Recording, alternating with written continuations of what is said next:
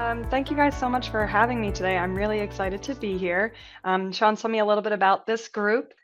He mentioned that you guys are a pretty frequent flyer for these type of sessions, so I'm excited to hear about some of your experiences and just what you've experienced from your perspective within your specific field or your specific therapeutic areas, how much or how little you know about human factors, the current understanding you have of it, and then the current portions of it that remain a mystery or kind of sticky points for you that you need support with as you go forward with whatever products, therapies, and clinical fields you work within. Kind of to kick us off for this, we're going to be talking about specifically why human factors engineering within MedTech, why it matters from day one. So thank you so much for coming in. Quick poll, how many of you have actually been involved in a human factors study before? I realize I'm asking this, but I won't be able to see any of you as this is happening. So a couple people raised their hand. Just drop Okay, in the good. chat Y or in. Or yeah, the thumbs up works. I think we're getting some answers here. Yes. Yes, I was involved as well. Right. Very good. And so, how you interact with human factors and usability engineering within your products, the different devices that you work on, can have a very big impact, no matter how big or small or how much you're integrated into that process. So it sounds like some folks have some experience, so that'll be good. You'll have to forgive me. Typically, when we go into these things, we try to make sure that we're hitting the board for everybody. So whether you've had a lot of experience, if you have, you might recognize some of the stuff we'll talk about today. If this is newer to you, it might feel like drinking from a fire hose. So, but we'll get through it all together. So when we talk about what human factors engineering is, one of the best ways that I like to describe this to people within MedTech is describing it as the Russian nesting dolls. So when you think of design controls, which is typically where some of our engineers live within, they're very familiar with that. That's a very comfortable space for them. They understand what those regulations and requirements are. That's our biggest Russian nesting doll. Then if you go to one down from that, we have risk management. And all of that ties into some of the Okay, you stuff that might we're want to doing. advance your slides. Oh, I did. Maybe it didn't go yet. It didn't Is it? go. Not Oh. on my computer. Sorry. It looks like we're not seeing the presentation. We're seeing your Oh, other view. That's okay. okay. Let me That swap that works. out. Okay. Hang on. I know how to do this. Da-da. Present from current slide. By the way, Zoom would fail the human factors tests. The trick Hey, is if you it's have to do the easier, tab. I can share There we my go. screen so you could see everybody's. Oh, yeah, Victoria, that might be great. That way I can see the responses. Would that be all right with you? Absolutely. Teamwork for the win. Okay. Have to see how to share screen. Share screen.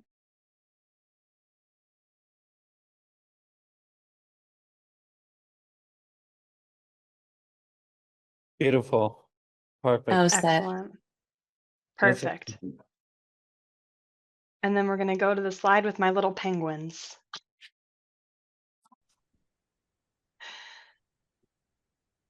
Huzzah. All right. So as I was mentioning, design controls is our bigger Russian nesting doll. Then when we look at it, risk management becomes your next one down because all of those risk management activities are tied to what's happening within design controls. Oftentimes when people are newer to human factors, the points of confusion come from where does this fit in? I don't understand this. Historically, we haven't done this. Maybe this isn't part of our current workflow. So by presenting it this way, you see how human factors is kind of within risk management. Everything that we're doing is about safety and efficacy. We want to make sure that these devices are safe and effective and that they're also compliant. So the user needs to be able to use these in the context of use for that actual end user.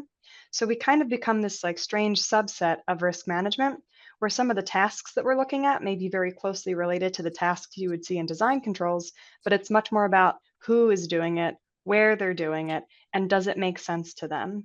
We can see something built by one person and used by another, and they may not speak the same visual language, they may not have the same, background information, so it becomes a lot trickier for them to interpret how they're supposed to operate within a system. So My next question for you is when you hear human error, do you think of the user or the system? What does that mean to you when you hear human error associated with a device?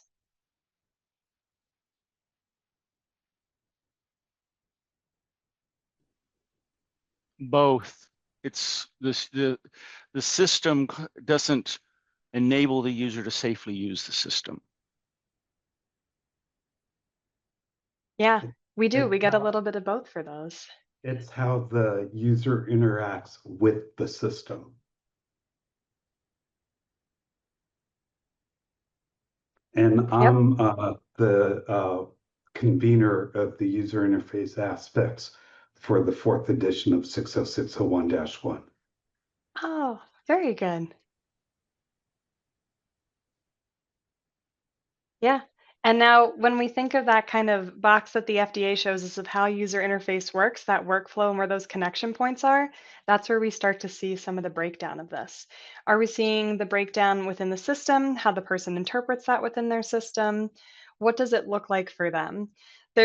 Oh, this is a funny one. Marcus put into the chat that there's stupid users and stupid designs.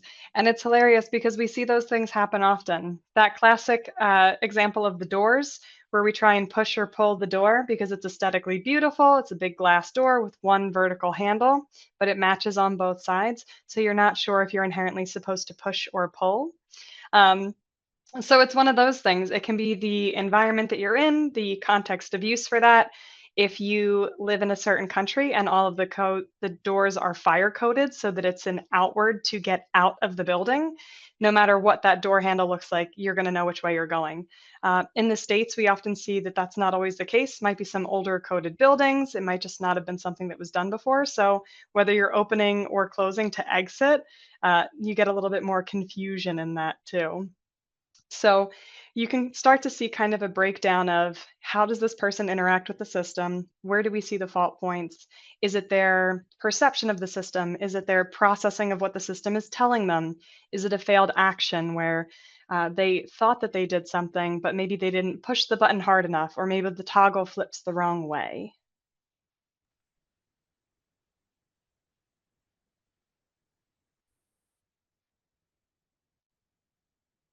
Yes, and Susan's got a comment in here for you, Sarah. So the user interface, so whether that's a GUI system or a physical device, it might be functioning as intended, but that the actions that you take with that interface can result in an unanticipated use by the end user. So that's where we start to look at things too. Is the device operating as intended by the manufacturer? And if that's a yes, you're down one checkpoint. And then if we look at, but is it operating the way that the end user is expecting it to operate with that similar result? So that's where we see some issues pop up sometimes with negative knowledge transfer. If somebody is operating within something, assuming that it will act similarly to their iPhone or their tablet, but this is a GUI system attached to an in vitro diagnostics device. So you can start to see where there can be some really wonderful overlap to make it a quick uptake on a new device, and it also can cause a few issues if it's something where they've never seen it before or they expect it to do something the way that it's shown. Let's see.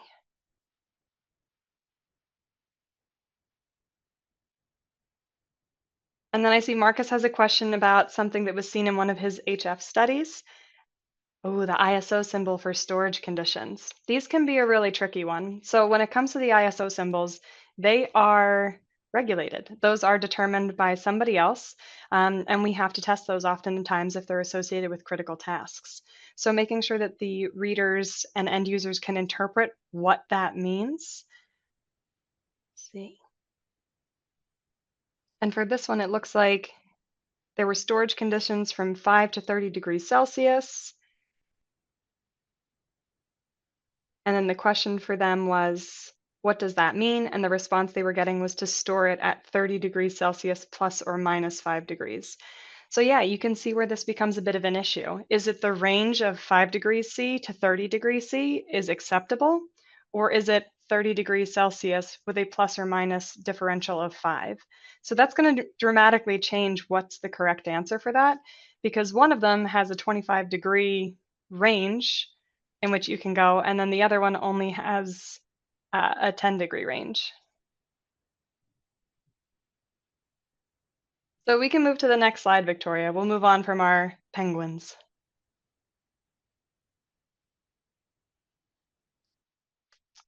So why human factors matters at every stage? There's a few reasons. One of the big ones that we always understand quite clearly is the regulatory compliance. Human factors and usability is required by the FDA.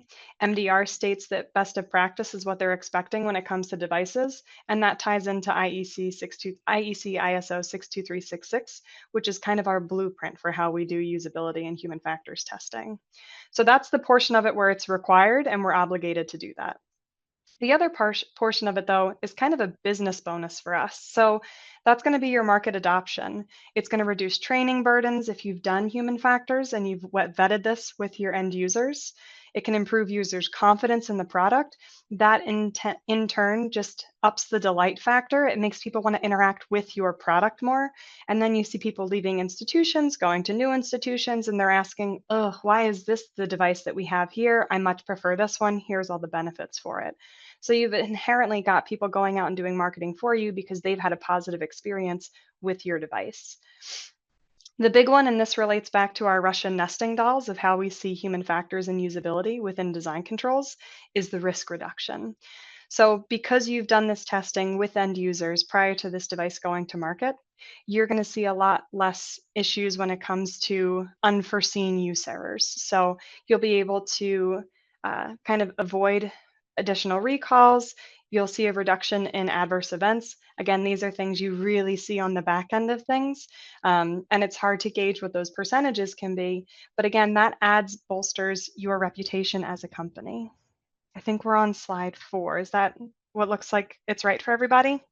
Yeah, and I'm just putting a message in the chat. Feel free to speak up. You don't need to use the chat, unless you just want to write a written comment. But if you want to interject something, we're open to that here. Yeah.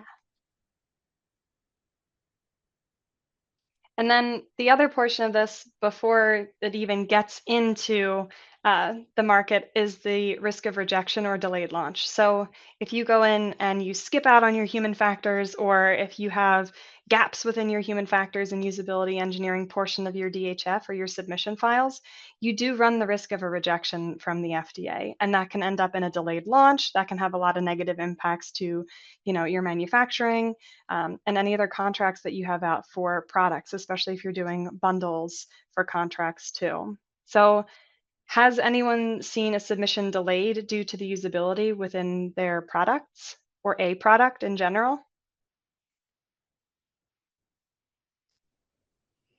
Yeah, for me, working in the human factors space, I've certainly seen this. And sometimes it's a balance, isn't it, Kay, between the commercial strategy of the company. So you might do a validation study, find that there is some significant use errors, but it's up to the manufacturer to determine what they want to do with that information. And if they want, if they deem it a big enough risk to actually implement a change. And I've seen it where the manufacturers made the decision to not implement a change that would address the significant use error.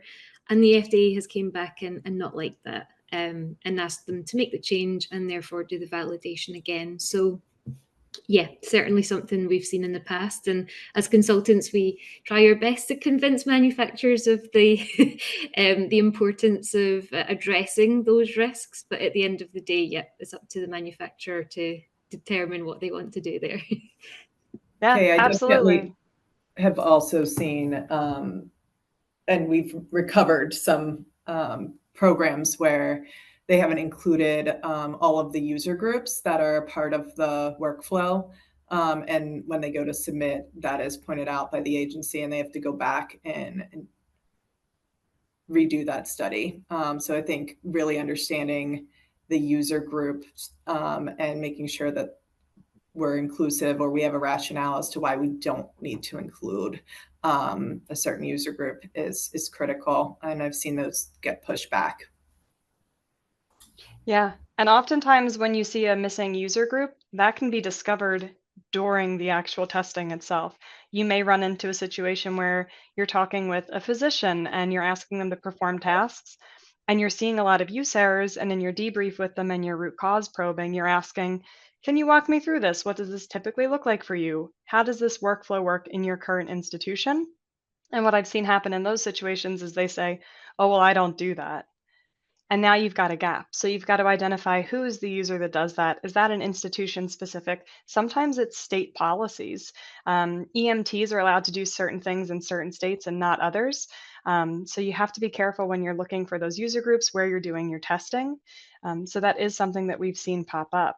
And when it comes to the residual risk is what Anne-Marie was talking about there. So when you get to the end of your validation testing, everything that you go through, all of the use events, whether they were close calls, difficulties, use errors, you start rationalizing through those, picking them apart, assigning those root cause analysis, and then you get into the residual risk. And that's executed by the manufacturer. And within ISO 14971, that risk management regulation, it leaves it up to the manufacturer to determine the residual risk. So being able to go through and dissect that and figure out, what does this mean for us as a company? Does this need to change? Is this risk acceptable? And then you go into your benefit risk analysis of, is this going to cause more harm than good? What is the harm? What is the positive that can come out of using this therapy? So that becomes kind of another entire layer of the conversation prior to your submission. And one of the things that we always put forth to clients whenever we're doing residual risk, we kind of bucket things into different categories. So you get your list of use errors that you're looking through, and you need to understand what can change, what that benefit risk analysis is, and then what they're willing to move forward with for submission.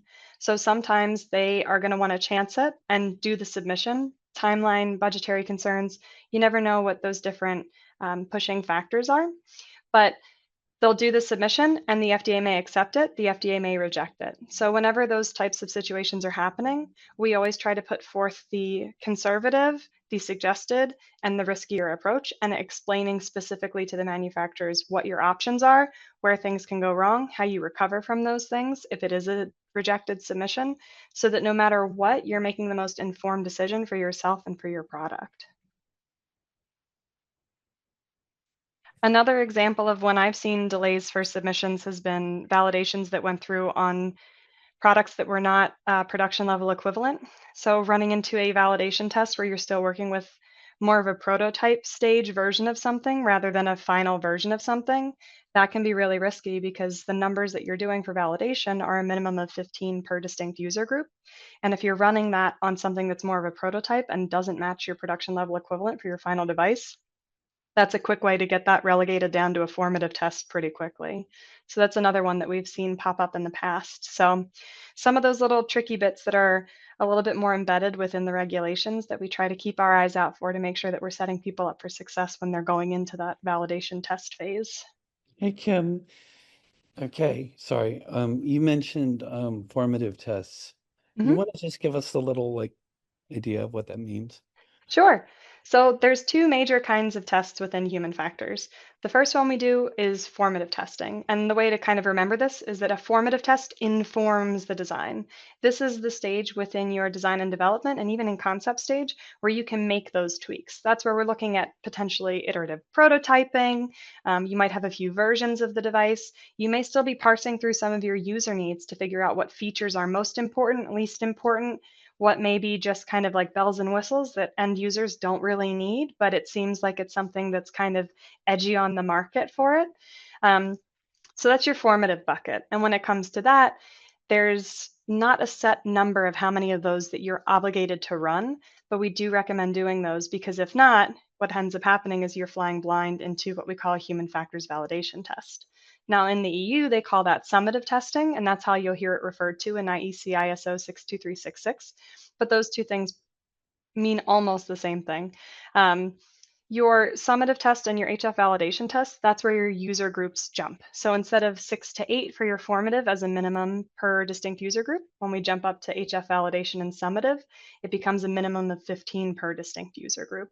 And that's the test where we're looking for safety and efficacy. So all of your qualitative questions that are more about feelings, likes, dislikes, preferences, a lot more of that lives in your formative testing, because when it comes time for your HF validation and your summative testing, I just want to know that this is safe and effective for use. And then there's usually a handful of subjective feedback questions we ask at the end. And it's really just around, do you feel like this was safe? Did you have any issues? Was the information clear and interpretable for you? So that's kind of the big difference between the two. And oftentimes we'll see if people have lower budgets, they're less likely to invest in those formative tests, but it's really important because it actually saves you money on the back end. Because if you're running those formative tests, by the time you get to validation, you've seen end users with your product. You know what features are important or not important to them. You've seen the errors that they're going to have. So when it comes time for your validation report, there will be less unforeseen use errors, less explaining away, and your residual risk will be a lot easier to write. Leo, do you have a question? Yes, so I've never actually sat through and run the actual usability testing. So what type of testing do you do for the safety and effectiveness aspect of the summatives? Great question. So the first thing that you do when you're building that type of protocol is you look at your use-related risk analysis, or your company might do a UFMEA. And what those are your use errors that can happen. So they're more related to the context of use, less related to the device design itself. So within those risk documents, you go through and you pull out your severity levels that rate on the high scale. Depending on your company, if you're on a 1 to 5 scale, I've seen companies go a little bit more conservative where they do anything rated from a 3 to 5 severity. They list those as critical tasks. I've also seen it where companies only do 4s and 5s as critical tasks. But whatever your risk management and quality management team determines is a high severity within that scale, those are all the tasks that you're required to test for HF validation and summative testing. The So other it's portion of based that on is the tasks, though. it is It's based on the severity level. Yeah. but the task related items. Yes. Okay. So those severity levels determine your critical tasks versus non-critical tasks. And then you also want to test your mitigations as well to make sure that the mitigations are in fact doing what they're supposed to do and reducing the risk. Yeah, of course, the mitigations make sense because that's the risk management aspect of it. Mm-hmm. Okay. And So- Susan, did you have a question? Yeah, so I had a comment and a question. So the comment quickly was this complexity around combination products, human factors, where they don't do it based on severity, it's based on compromised medical care. So you run into a whole nother level of, oh wait, now what do I do? Which then that leads to the question I have is, there is no statistics being applied when you're deciding whether or not your human factor study was successful or not. So at what point, other than you're trying to justify your use-related risk analysis, how do you judge whether or not that one use error is something that's unacceptable versus, no, one use error, that's okay? Yeah, and you're right. We don't do probability within HF, and we don't do percentages of success versus failure when it comes to how well or poorly people did on whatever task it is.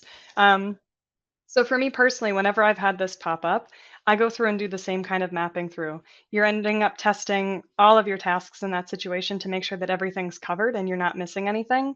And then I would still include in my residual risk or my benefit risk analysis the ratings of severity that are tied to that. So we're delineating whether something is a high severity, whether it is a critical task, and then you have to interpret and parse out what that potential harm is that comes from the specific use error made.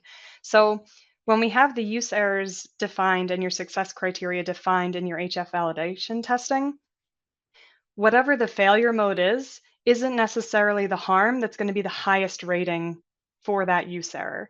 There may be something that ends up being more of a delay of therapy than it is an actual negative or highly negative impact to the patient, like delay in therapy versus not being able to get a medication at all for an emergent use. Those are two very different things. Actually, we'll use that as an example. So if you have an EpiPen that's your auto injector that's delivering a medication, delay in therapy, critical for that because anaphylactic shock is happening quickly.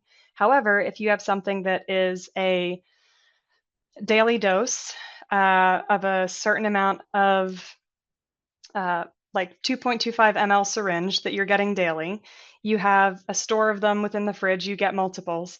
your delay in therapy for that, it's going to be a lower risk because it's something that you're doing daily. There's backups inherently already in place. If there's an issue, you can phone the physician. And if you get that dose within a certain amount of hours, you're not going to see the negative impact. So for that, it becomes really based on the use error that happened, the potential harm to the patient coming out of that, and then understanding the context around that we don't really have within the protocols. There may be systems in place, like phoning the pharmacy, the issue for a misfired dose or an underdose.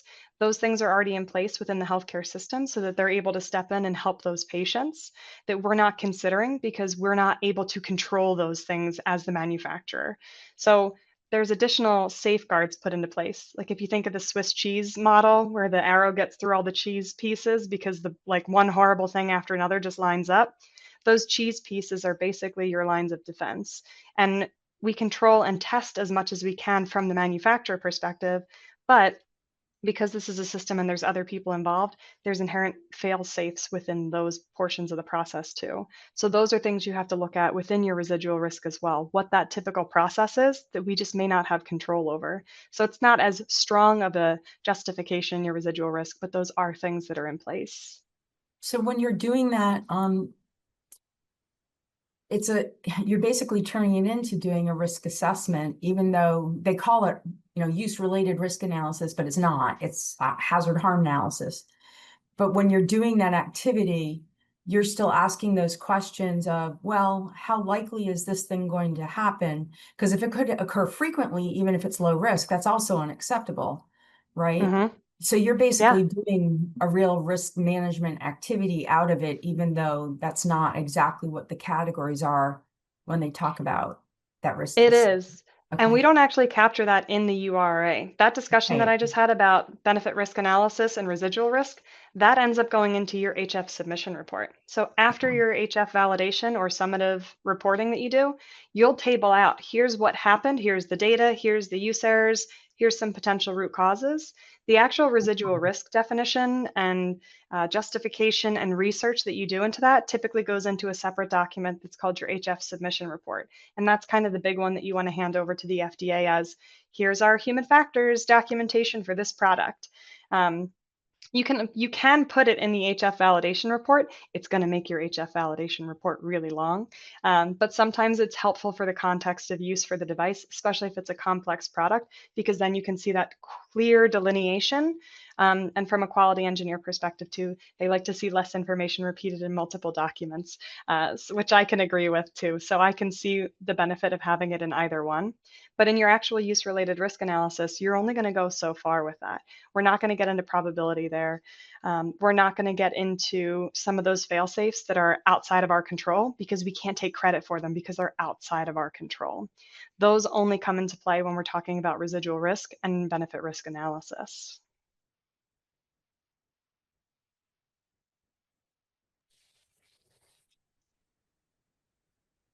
Hey, there's a few more questions that came in the chat.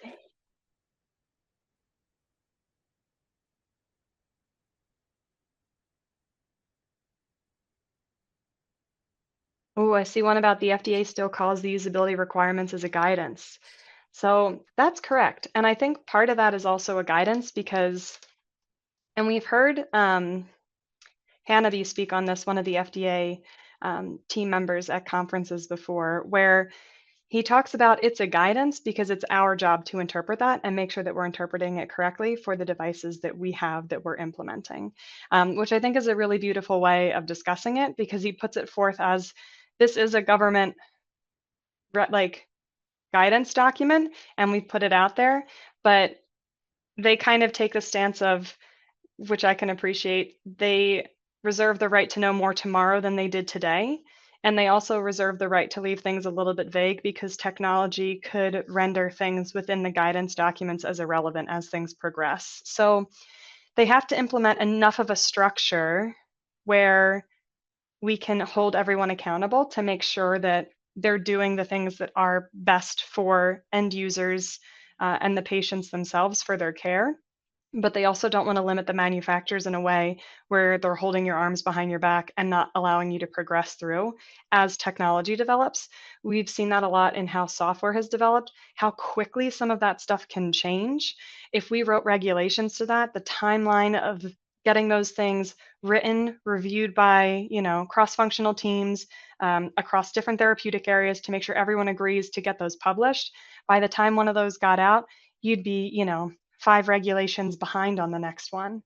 And I think similar to risk management, one of the things within human factors is we want to just reduce the risk as much as we possibly can. We want to make sure that this is as safe as possible, that we've found all of the potential unforeseen risks that we couldn't predict, that we're making sure that what's going out is going to be successful for those end users, and that ultimately the therapy or care that the patients are getting is something that's going to benefit them. And as far as where the line truly exists, like home devices versus hospital devices, that's a tricky one. When we look at things that are used by, I think it's less about the environment of use and it's more about the end user. You have to take into consideration how educated your end user is in the medical field, how educated they are with this device specifically, and then it gets into the context of use after that. If you're looking at a highly specialized surgical robot that is only going to be used for a very specific type of brain surgery, your end users are probably going to be a very finite group. The education level within that, the precursors of what they've had to do to get there are going to be quite high. So you're working in a very controlled environment, even though it's a high risk device. And then you can see something that's, a lay user would use. So the general population, people that have no medical training at all, but it might be a very, very simple device that's very low risk. But that's intentional. It's because they don't have medical training. And I always joke when I say lay users, because I am also considered a lay user as not having medical device training. So it's not meant to be a vicious word, but it does sound a bit cruel sometimes when we talk about it like that. But you have to make sure that you're setting those people up for success and reducing those risks as much as possible. That's why we see things like auto injectors having needle guards and shields, and some different devices even have the needles retract, because we want to make sure that for people that aren't trained in how to prevent sharps injuries, that they're inherently being taken care of by the device. Honestly, that's one of the reasons why emergency medicine is one of my favorite areas to work within, because the context of use is varied, chaotic, and you have to build it for the worst case scenario, no matter what. When you get into some of these more surgical, clinical, in-institution procedures and devices, you have a much more controlled environment. Don't get me wrong, there can absolutely still be chaos in those environments, but you're working with more understood lighting, situation, teams often, and the communication between them. So it's really interesting to see the level of foolproofing, I guess is the way to best put it, that goes into different devices that are used in different environments.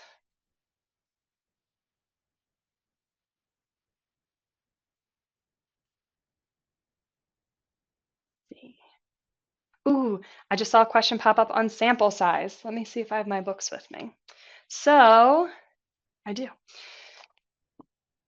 There is an article, and I want to say it's from probably 2003, that often gets cited for the law of diminishing returns. That's where we pick our sample sizes for this. We are not going to get statistically significant sample sizes within human factors. It's just not the way that it works. If it was, you'd be looking at numbers like you would have for clinical trials, which is not the case for this. So, and I'll find out what the article exactly titled is and send that through afterwards. But within that, it shows you within the law of diminishing returns how you get to identifying most of the use errors. So when we look at sample sizes that have anywhere from 6 to 8, or I've seen 5 to 8 be for formatives as well, I believe that reduces, I want to say, about 80%. You can identify 80% of the errors that would happen within that user group for that. And then when you hit the 15 number, you start to see a little bit more of an incline, but after 15, that law of diminishing returns drops, and you're not going to, the likelihood of identifying more use errors that would be common within the representative population drops after that. Now, the FDA is very specific about that minimum of 15 distinct users per user group for HF validation testing. That's not something you want to chance your arm on by any means. Now, how you define your user groups is going to be grouping them by education level, the tasks they perform. That way you might be able to group in like nurse practitioners and RNs. They may end up being one user group, but multiple job titles. But if you have something where you have a physician and a nurse and they're performing very different tasks, you're likely not going to be able to combine those user groups. Now, when it comes to formative testing, again, because the idea is to run multiple formatives, you have a lower number requirement. And I have seen anything from 5 to 8 accepted. It just depends on how much of those unforeseen use errors that you want to try and capture. If this is a new field for you, new therapeutic area, new device type, it's probably a good idea to lean more onto the larger numbers within your formatives to identify some of those use errors that you're not expecting. If this is a field where you're a lot more comfortable in, you may be just running 5 at first within each user group because you're more interested in getting more information across 4 user groups rather than diving into one specific user group. Now, there is wiggle room to do analytical testing as well, or even one-on-one interviews. That's still helpful information. It's just not going to give you that mass overview to be able to identify those unforeseen use errors. So we would call those like key opinion leaders, or even doing sit-down interviews with different physicians. Those can be really, really helpful pieces of information to help you build out what you want your formative test to be. They may be helping you with user needs, different features, and that's really helpful to get that information and use it as input, but it's not going to give you the same output that you would if you were running formative tests. The usability testing of medical devices. This is a good one that walks through different formative tests, and it gives you a little bit of background on the numbers that are required for that too. This is something that I always have on my desk. I have a lot of the books that I like to reference. One of the things that I think is really wonderful about human factors is because it is a more recent science, if you will, within the field, the information is very attainable. The publications that you can see in that, the history of human factors, it makes it so that if you're not sure why something is the way it is, you can go hunting for that and you can find that information in the root source to those things.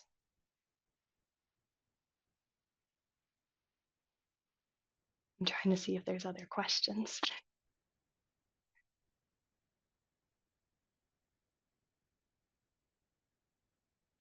Let's see. Do you need a new summative to verify and validate your risk controls if the original summative was not successful and you had to implement additional risk controls? Ooh, this is a good question. So this depends, which is usually not the answer everyone wants to hear. So if you have a summative test or an HF validation, and let's say there's use errors that you determine are unacceptable and you have to put in a new mitigation or a new risk control. The first thing you want to do is identify what those things are. So the other part I should caveat with this is if you have unacceptable risks, you're not going to want to submit that to the FDA. You need to address the unacceptable risks. And whether or not you're going to have to run testing on that depends on what those things are. So understanding that if you have an unacceptable risk because it's still going to lead to serious harm, what's your new mitigation or risk control? Is that something that impacts the user interface? Is that something that is within the physical build of the device? Is that something within the instructions? Is that something within the training? You hope to see something that gets implemented in the design if it's an unacceptable risk and it seems that high.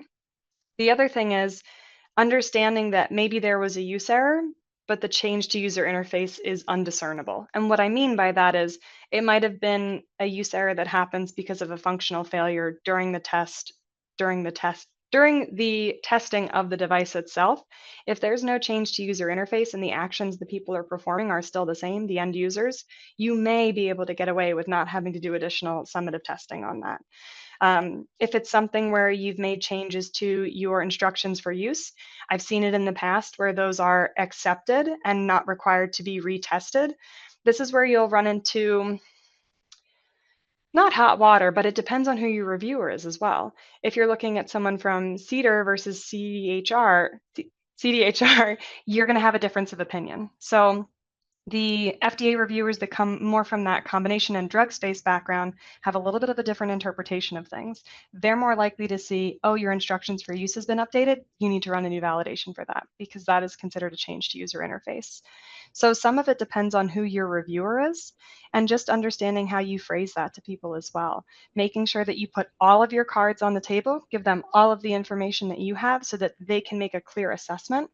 And if you're not sure, you can always call the FDA. You want to schedule a pre-submission, you want to schedule a review with them, make sure that you understand or you're communicating to them, here's what we saw, here's our plan of approach, do you find this to be acceptable? Like I said, they always reserve the right to change their mind or know more tomorrow than they did today, but it's a good place to put yourself in if you're looking to move forward in a very risk-averse manner so that you have a more calculated pathway going forward. Kay, what's your thoughts on using a comparative analysis or threshold analysis approach in that situation? Ooh, sorry. So no, it's a good question. It's very device dependent. So for things that are clear competitor device, like you can point directly to this device works absolutely the same, very similar user interface. This has been a procedure that's in practice for 50 years, very minimal changes. You have a leg to stand on there. However, then you can move into gray territory as well. So maybe this device has a bit of that historical information, but it's got a new component to it, a new technology. It's doing two different therapies at once and it wasn't previously before. You start to see a little bit of a chink in the armor there. You may be able to get away with doing the threshold analysis. You may be able to get away with some of that comparative work and pointing to standard of practice. This is within workflow. This is the anticipated method. Like if you have clear procedures for, you know, a heart transplant and you can point to what those techniques are and how this doesn't impact that and how it's common knowledge, yeah, you might have a leg to stand on there. But how many of those things are going to be varied from institution to institution? That's where it gets a little bit trickier. And if you full on have a device that you're linking to as a competitor that may have gotten you into the 510K process and out of de novo, but they don't quite work the same, you're really not going to have a leg to stand on as far as threshold goes, especially when you start to try and break that down and those user interface components are wildly different, or you have different system components, like maybe this has software and the previous version didn't. I wouldn't even go down that road. That's not going to lead you anywhere but heartbreak and a long time of comparing things that don't exist. Excellent. And the reason I ask is with Timo's question around do you need a new summative study to verify and validate your risk controls if the original summative was not successful? So where I've seen you can use a comparative analysis or a threshold analysis in those instances is to look at, okay, what are the changes that you're making? If the changes aren't too different and you've got evidence from previous that those tasks were done successfully and didn't cause any harm, then you can justify not having to revalidate. However, if there was a very critical task, so let's say it's an at-home hemodialysis system and the patient was unable to remove the bubbles from the venous line or the arterial line, then you've implemented a change. You can say that you believe that the change is going to mitigate that risk. However, the only way you can evidence that is by doing another summative study to prove that. So sometimes you can use them, threshold analysis. I think it's the 2017 FDA guidance that talks a little bit about that for NDA submissions for combination products, but you can also use it for medical devices too. And then there's another question here. Do you mind me jumping in, Kay? Because it's quite a good one. About, are you utilising the FDA 2022 draft guidance to evaluate modified devices? So it's kind of, you know, on a similar topic there. How often are people using formatives to support justifications that critical tasks are not impacted?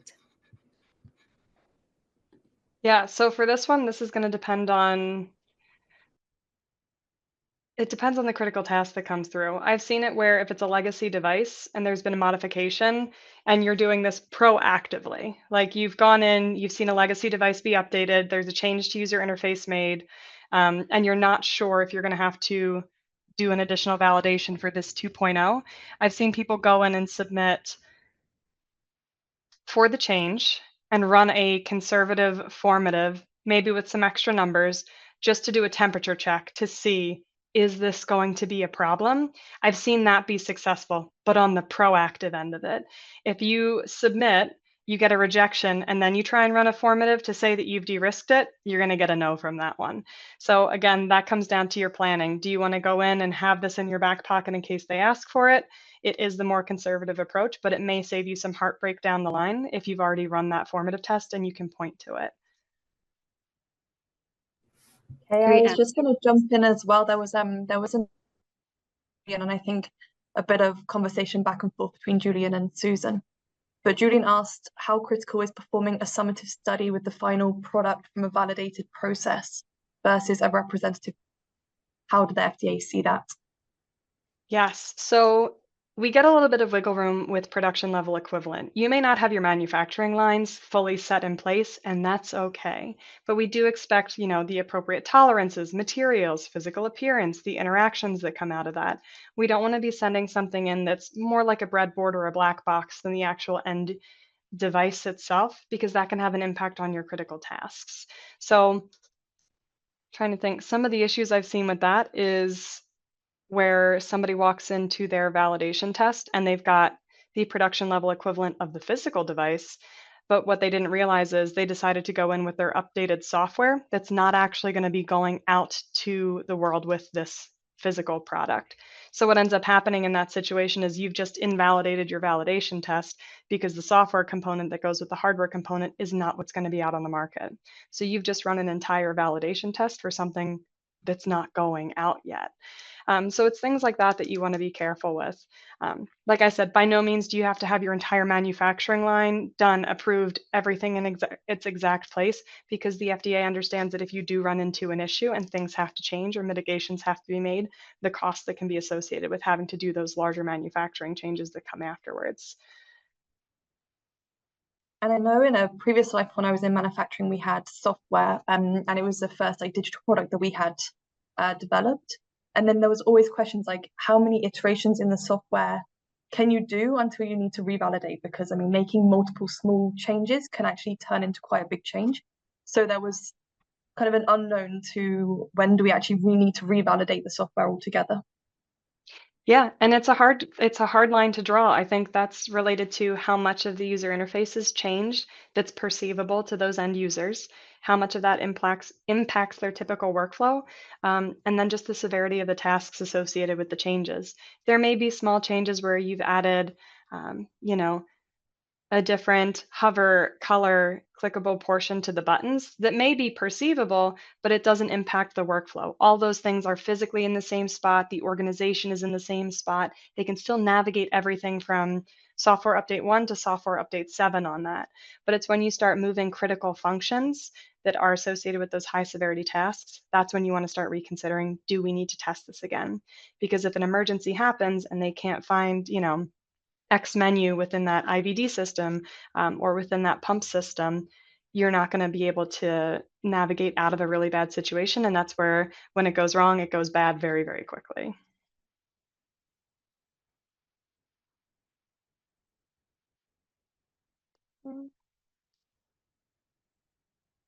I'm trying to see if I've missed other questions. They come in and then the next one's gone.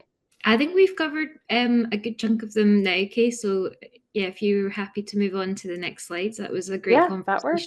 Thank you so much. So these are the common misconceptions that come with HF and usability testing.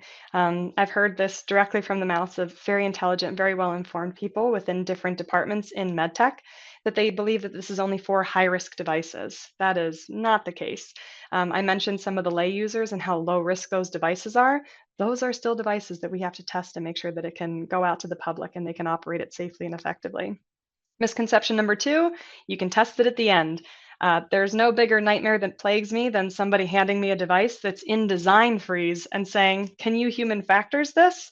Because at that point, I am set up for failure because I have to tell someone that their baby is potentially ugly, and it's never something you want to do.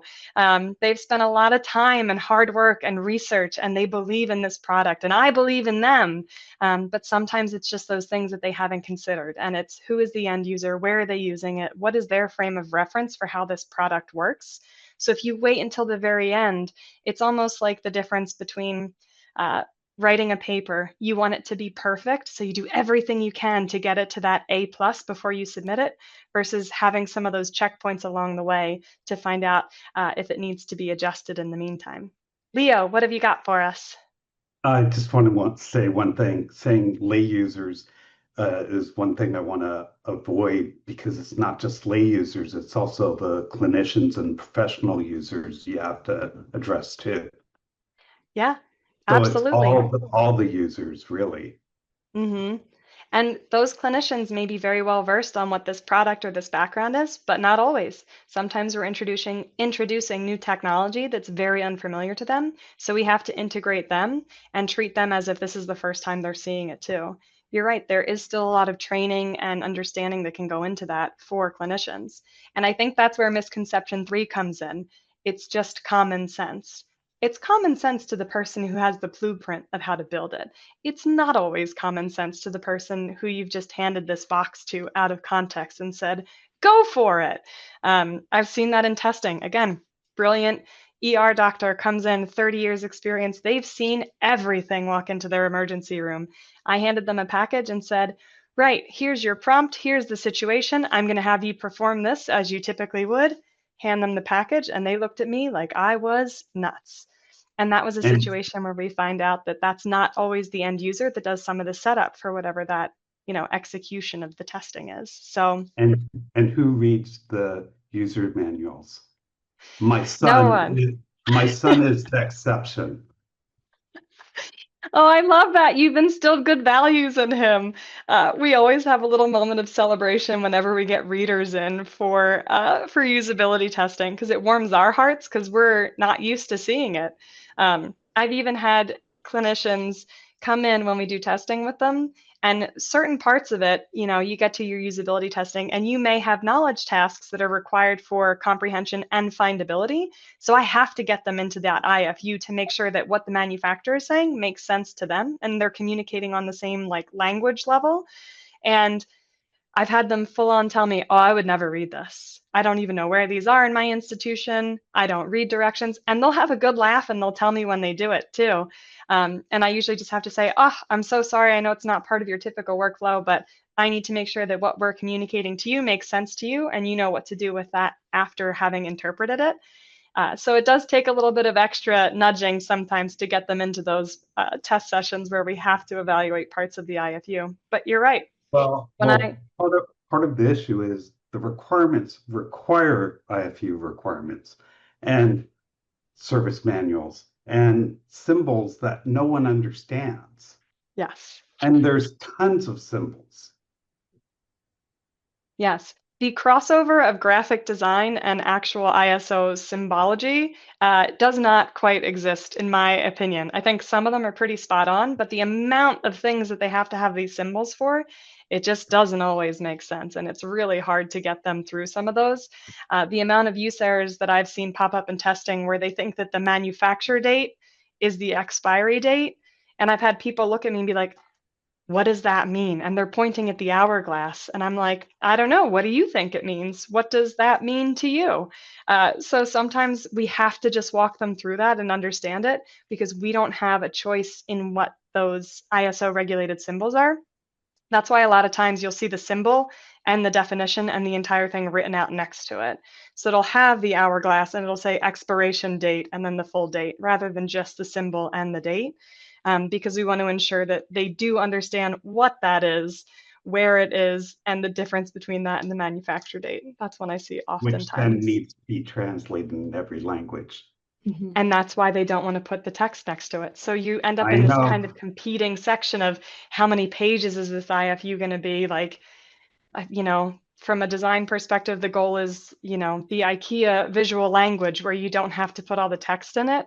But because we have these mandated symbols and it's going to be a use error if they're getting it wrong, we still have to include that information in it. I understand that Clarimed is making an offer to consultants to work with them in some sort of partnership arrangement. It's not written in stone exactly what that's going to be, but we invite you to explore partnership opportunities to refer clients, either them to you or you to them, that need human factors work done. So if you have clients that have or may need human factors, please write partner in the chat, and we will reach out to you and arrange a call to talk about the potential collaboration.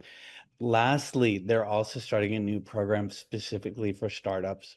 So if you're interested in learning more about their startup program, please write startup in the chat. That'd be really useful. Because, the sooner startups start doing this testing, start considering human factors, the less expensive it's going to be for them. That's the takeaway message that I want you to remember from this call. The sooner you start human factors, the less expensive it is.